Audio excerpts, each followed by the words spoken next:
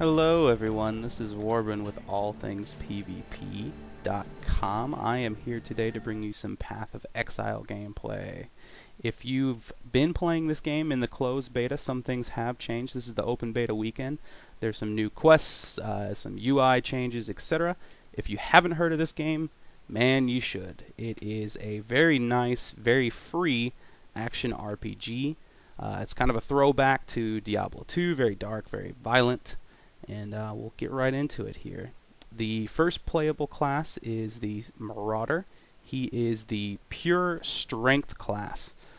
He is obviously the brute barbarian archetype. He's beating himself in the head with a hammer till he's going bald, so he's a badass, and everybody knows it. Here's this chick. She is the pure dexterity class in the game, the Ranger. She is your classic, shoots from far away, uses bows, that sort of thing. She also has a few stealth mechanics. You can use her with swords, daggers as well. I tried to click on the witch, but I ended up getting this guy, the duelist.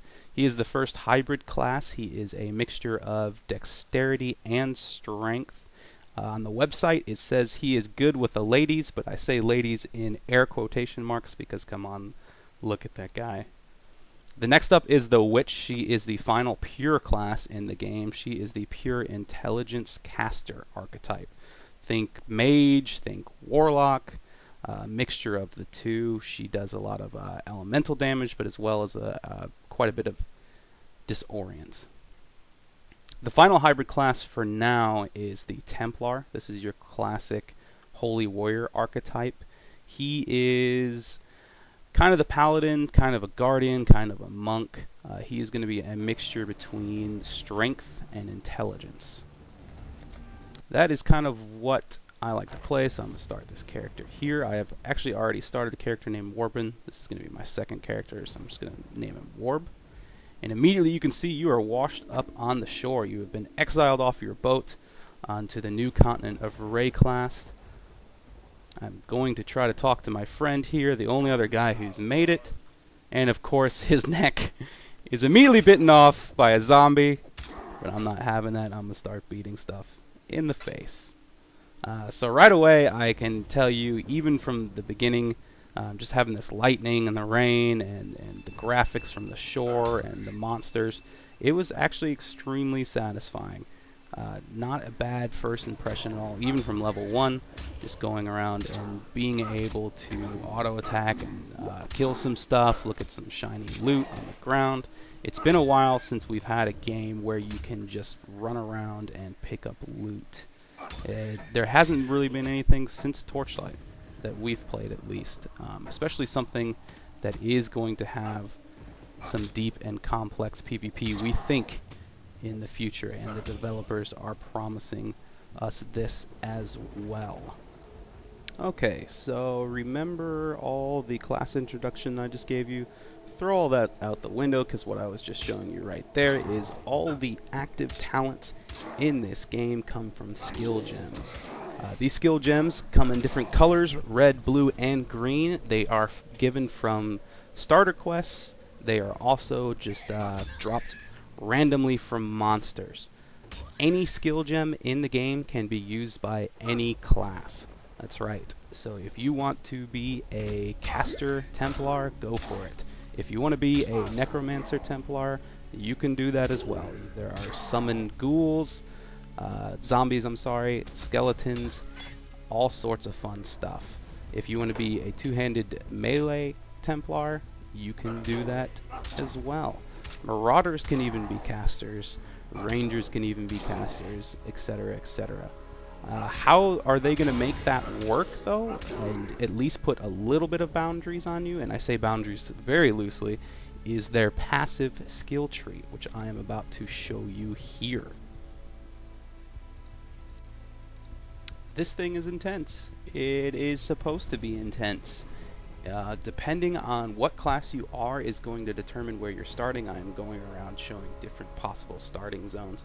Because I am a Templar, I am going to be wedged in between the strength side of the tree and the intelligence side of the tree. Makes sense. So, my first options, I can start going down a path that leads me towards being more of a caster. Right up here. or I can actually start going down a path that leads into being more melee. I can also hybrid out my damage by adding elemental effects to my melee attacks. Like I said before, if I go further up the tree, there's increased minion damage, increased minion summon, so I can start becoming a necromancer. I can even swing back down and around and maybe pick up a little bit of dexterity. It all depends on the direction I want to go. Earlier I was saying even marauders or rangers can be casters. That is not untrue, but it is not going to be very likely. Because of that passive skill tree, you're going to have to go wandering way up into a different zone that normally you would want to stay near where you started to get up some of the best passive talents. But it is possible, and again, it just leads to what could potentially be some really, really exciting builds, really, really exciting gameplay. And here we are with Hillock. This nasty looking guy is your first, I guess, boss, semi-boss encounter in the game. The first time I played this, he nearly killed me, and as you can see here, if you're not careful and if you're not actually using your health potions down below, he will kill you. So it's nice to at least have somewhat of a threat of danger. Right now, I am going to go ahead and move my way into the first town here. Towns function like they do in a lot of these other games like Diablo. They do have waypoints down below. If you see that blue little blob, that is the waypoint hub, I guess you could say. Here I am looking at my first quests. Right now, all the quests are in this text format, but from playing with the developers and reading what they were saying in chat, they are actually going to be hiring some voice actors in the future, which is going to be pretty neat. Okay, and here we are. I was saying earlier, here are these skill gems. So each one of these gems that I'm going to be showing you here are going to be actual skills. So as long as you have that color gem in, or a socket, sorry, in the items that you're using, in one of the items that you're using, that gem is going to be active. Some of them have other requirements, like that glacial hammer there and that ground slam. Both of those require either a staff or a mace to use. So there are some minor requirements like that. But like I said, as long as you have the color gem and meet that requirement, you now have a new move to use, which is pretty cool. This is probably the most unique thing about Path of Exile, is how they actually do their active talents. Alright, and I am going to be getting rid of some of this riffraff junk items I have found. I enjoyed picking it up, but I no longer need this. As you can see right there, that crude bow that is blue, that is a magic item, so it's going to have better properties than just your standard white items. I do not need bows though, so I'm just going to go ahead and sell it. The reason I didn't even bother to unidentify it with the Scrolls of Wisdom is that the Scrolls of Wisdom are the actual base level currency in this game. So if you want to buy things from the NPCs, you're going to need Scrolls of Wisdom. If you run out of Scrolls of Portal Scrolls, which are like TPs from Diablo, you're going to need Scrolls of Wisdom to actually buy Portal Scrolls from the vendors. So you do not want to identify everything, anything and everything, and just go willy-nilly with it. Willy-nilly. I said willy-nilly. I like that phrase. You do not want to identify everything you get, because you will run out of scrolls. And here we are, the shared stash, which you can see that I have taken full advantage of. Your characters, as long as they're on the same league or server, I'll explain leagues and servers later, they will actually share a 4-tab stash. So I have a problem. I am a hoarder in video games. Somebody needs to help me. It's paying off right now because I want to be able to kill faster, just to show you guys the next little zone, so it doesn't take a long time for me just to run around and auto attack stuff. I want to be able to clear a little bit faster for you guys, so it paid off that I have this deep-seated hoarding problem in video games. And what am I doing here? Well, I am replacing my health and mana flasks with other health and mana flasks, and the reason I am doing this is because even the health and mana flasks in this game are going to have some stats attached to them. So that is just another level of complexity, another level of depth that this game is going to offer to you. Later on in the game, I actually even found flasks that would not only recover mana or health, they were rejuvenation flasks. They would actually recover mana and health. I found flasks that did neither. They didn't recover mana or health, but they actually had some unique property to it, like making you 100% immune to frost damage, or 100% resistance to frost damage, or give you 10,000 armor for 4 seconds.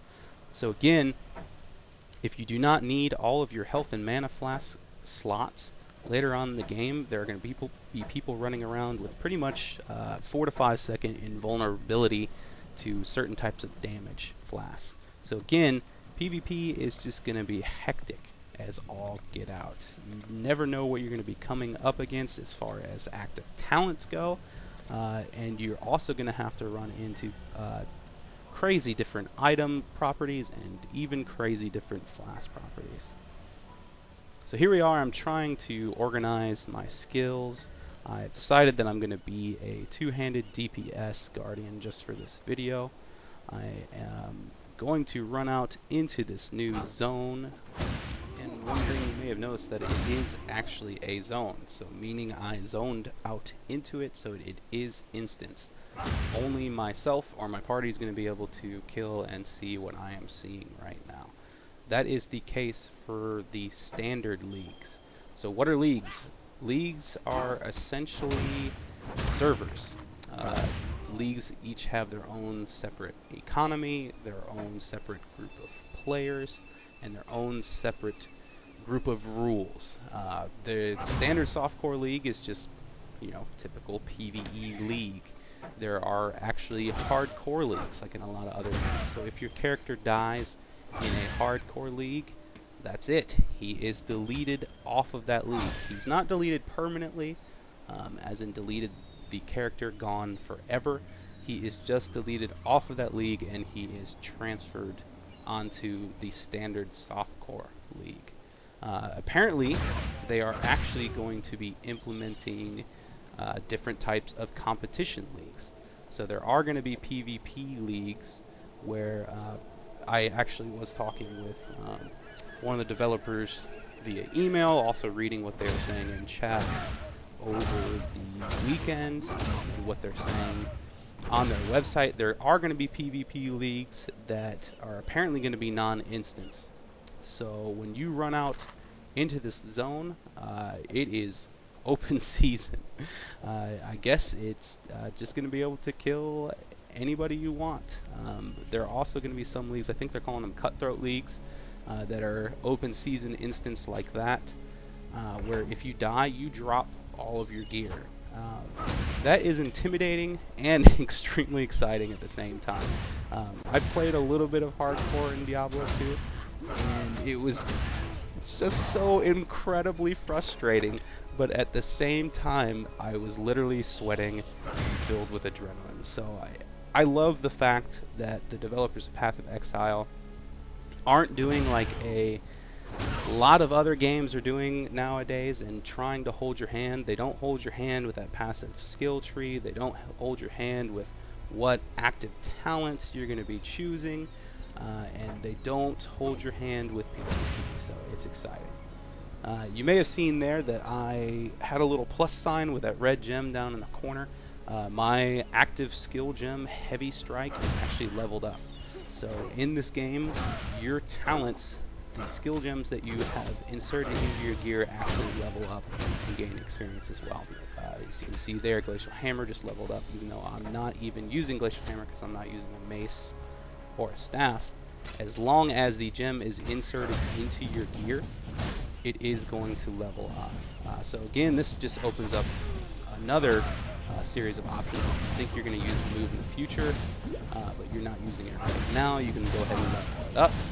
If you want to use it for an ult, you can go ahead and level it up. If you want to trade the gem at a higher level because you think maybe it's going to be more valuable, you can throw some active gems into your gear and just level them up. Supposedly, the downside to leveling all of the gems that you get is one reason is the mana cost. I found that as long as you're getting some intelligence in the passive skill tree, or you're getting some plus mana, that most of the time the mana costs aren't a huge hindrance. But again, I think the max level I got was actually only 40.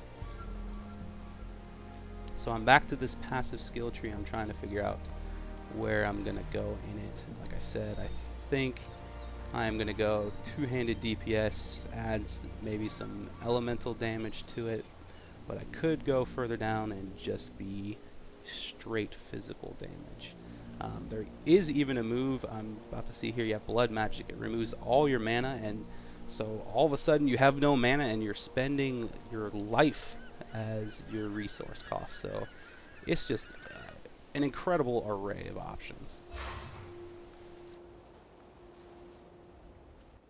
Man, I am good at this game, because as soon as I instance through there, I have leveled, I don't know, 20, 30 levels. Of course, I am just kidding. I am now on my other character. I am on the, I think, 3rd level of difficulty. So once you complete the game, you then complete it on the next level of difficulty, and then once you do that, you complete it on the next level of difficulty up into the 4th level, which I believe is Chaos. So I am here just to show you kind of what moves look like when you get later in the game. You see there that first one was my auto attack. It just shoots out some lightning, so it's my AoE attack. This one here is a reflective damage shield that I have put on my shield, and uses my middle mouse button. My right click is another elemental attack that's just for single target DPS, or in case anything is lightning immune. Here I have a shield charge, which is just badass, very much fun for getting in and out of combat. My W is going to be another armor buff and reflective damage. When that thing gets beaten down, it actually explodes, does a massive amount of damage. My E is a curse that is going to give me some life leech and some mana leech as well. That is a hard word to say, apparently. The next move is Phase Run, which is going to make me harder to hit and give me a movement speed. Again, that's going to be for getting in and out of combat. And finally, I have Raise Zombie, just to have a little bit of meat shield for when I'm setting up my moves. I think I said earlier that my first character here, I didn't know what the heck I was doing, so I just kind of tried out a little bit of everything. My second character, which you saw from the video earlier, I've thus gone and continued leveling him up. He, at level like 20 something, is already doing more damage than my level 40 guy. So I did a little bit of research, did a little bit of checking into, and figured out how to synergize better. But enough of that. As you watch the pretty colors and flashing lights go on the screen, what haven't we talked about? Things to mention. This is a free-to-play game. We did mention that. It is going to follow the microtransaction model, so there are going to be like vanity items or visual items that you can purchase. There are 5 playable classes right now. The 6th is planned to be either on release or maybe in when the actual open beta occurs. It is going to be another hybrid class. It's going to be a mixture between dexterity and intellect, so that's kind of exciting. The economy in this game, I did say that the scrolls of wisdom, the scrolls used to identify items, are the base level currency. When you sell gear in this game, it gives you scraps or shards that you can turn into either scrolls or orbs. You find scrolls and orbs all around. There are things that do all sorts of stuff. Turn magic items into different properties. Turn magic items into rares. Turn normal items into rares. Change the color of sockets. Link sockets. Those orbs and scrolls, that is what people are using as currency right now. So if you have a really good item, that is what is used to trade. I'm showing you right here examples of some linked sockets.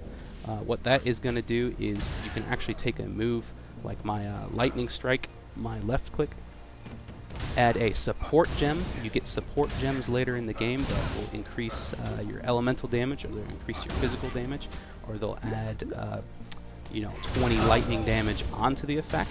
And as long as it is the right color and as long as the sockets are linked, you can now link that support gem to a move. So again, just another level of complexity.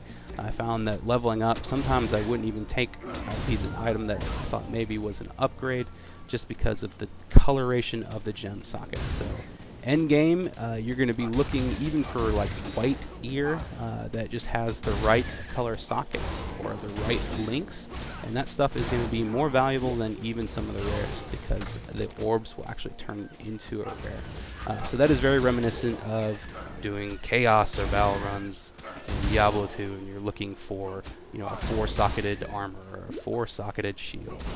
It is that same sort of concept. So overall, man, am I excited for Path of Exile? Hell yes. I am very excited. Is this game going to be better than Diablo 3? In some ways, I'm going to actually say yes. That's right. I said yes. I hate to use this word because it is Blizzard's damn word. Will it be as polished as Diablo 3? No, I don't think it's going to be as polished as Diablo 3. That is kind of what Blizzard does. They make really high quality, really polished, well done, clean around the edges games. They do that well. One thing that they often forget about is just having pure fun, or letting chaos kind of determine a little bit of the fun. I think that is where Path of Exile is going to come in. I think these two games are going to be able to exist simultaneously. So hopefully this video saves you a little bit of trouble of floundering about on your own trying to figure out a pretty complex game. I hope that's what I've done here, is give you everything you need to get started.